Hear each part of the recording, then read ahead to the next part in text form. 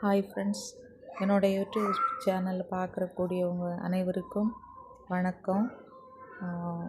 நீங்கள் இப்போ பார்க்குறது என்னோடய மாடி தோட்டம். இது என்ன காய்னா கோவக்காய் தான். இதோட ஒரு கிளைய முறித்து கீழே நீங்கள் நட்டு வச்சாலே போதும். அது சரியாக வெயில் கிடைக்கிற மாதிரி இடத்துல நீங்கள் படர விட்டால் இது மாதிரி அதோட கிளைகள் படர்ந்து நிறையவே காய்க்கும். இதோட காய்கள் நீங்கள் பொரியல் பண்ணலாம், அவியலுக்கு யூஸ் பண்ணலாம், அப்புறம் மோர் விட்டு ஃப்ரை பண்ணி அந்த மாதிரி யூஸ் பண்ணலாம். விழுக்கு புரட்டின்னு சொல்லுவாங்க கேரளாவில், அந்த மாதிரி கூட பண்ணலாம். நிறைய வெரைட்டிஸ் ஆஃப் டிஷ்ஷஸ் இந்த காய்கறி இந்த கோவக்காயை வச்சு பண்ணலாம். இதுக்கு ரொம்ப கேர் தேவையில்லை. நீங்கள் நட்டு வளர்த்தி விட்டாலே போதும். அதை நல்ல வெயில் படக்கூடிய இடத்துல அதை படர விடணும்.